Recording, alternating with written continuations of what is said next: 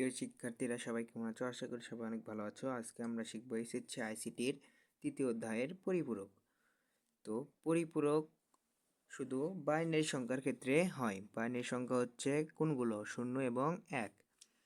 তো পরিপূরক হয় 8 বিটের, অর্থাৎ 8টি সংখ্যার পরিপূরক হয়। 8টির কম এবং বেশির পরিপূরক হয় না। বাইনারি সংখ্যার শুধু পরিপূরক হয়। অক্টাল, হেক্সাডেসিমাল, বাইনারি, দশমিক এগুলোর পরিপূরক হয় না। তো দেখো পরিপূরক কিভাবে নির্ণয় করতে হয়। ধরো এই সংখ্যাটি আছে বাইনারিতে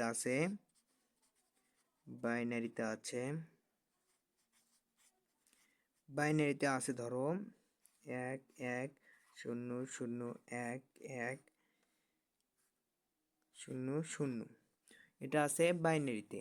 তো আমরা যদি আমার একের পরিপূরকে আনতে চাই, একের পরিপূরক আনতে হলে আমাদের আনতে হবে,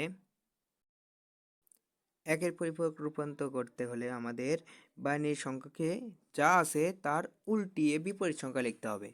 একের পরিপূরক আমরা লিখি অতএব একের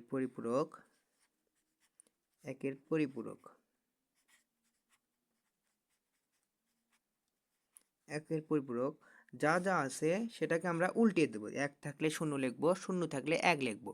এটাই হচ্ছে একের পরিপূরক। তাহলে এখানে আছে হচ্ছে 0, তাহলে আমরা 0 ক্ষেত্রে কি দেব? 1 দিব।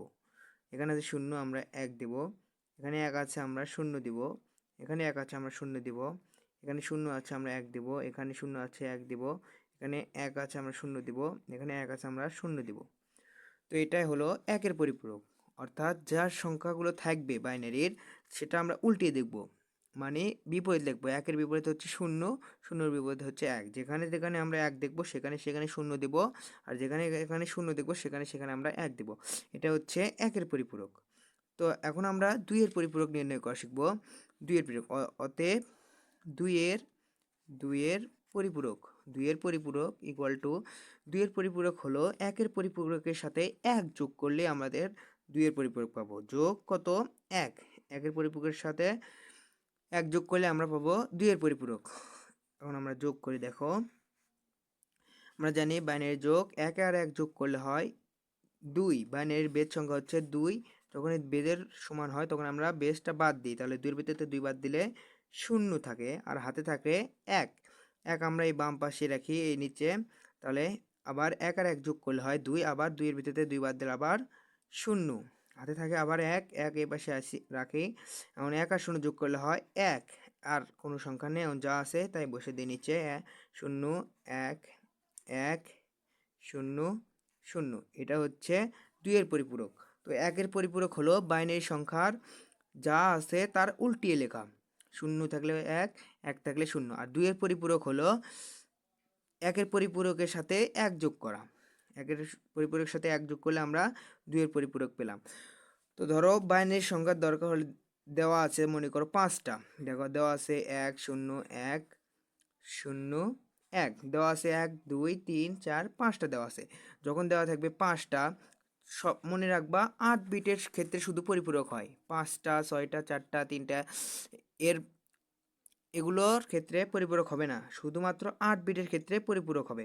তো এরকম যদি সংখ্যা থাকে তখন আমরা বাম পাশে 8 মিল করতে যে কয়টা সংখ্যা লাগে সে কয়টা আমরা শূন্য বসাবো। দেখো কয়টা আছে, 1টা 2টা 3টা 4টা 5টা, আর কয়টা লাগে? 3টা। 3টা আমরা বাম পাশে শূন্য দিব। শূন্য দিয়ে তারপর আমরা একের পরিপূরক নির্ণয় করব। তারপরে আমরা 2 এর পরিপূরক নির্ণয় করব। তাহলে আমরা পেয়ে যাব 2 এর পরিপূরক। 1 এর পরিপূরক কি হবে দেখো তো। এটা হচ্ছে 0 আছে 1 হবে, 0 আছে 1 হবে, 0 আছে 1 হবে, 1 আছে 0 হবে, 0 আছে 1 হবে, 1 আছে 0 হবে, 0 আছে 1 হবে, 1 আছে 0 হবে। এর সাথে 2 এর পরিপূরক আমাদের কি? তাহলে 1 যোগ করতে হবে, তাহলে যোগ 1। তাহলে এখন আমরা এটা যোগ করলে আমরা পেয়ে যাব, তাহলে 1 আর 0, তাহলে এখানে 0 আর 1 যোগ করলে হয় 1। আর কোনো হাতে নাই, তাহলে যা আছে তাই আমরা বসে দিই। 1 0 1 0 1 1 1। এটাই হচ্ছে 2 এর পরিপূরক। আশা করি সবাই ভালোভাবে বুঝছো। যদি না বুঝে থাকো আবার ভিডিওটি দেখো, তাহলেই বুঝবা।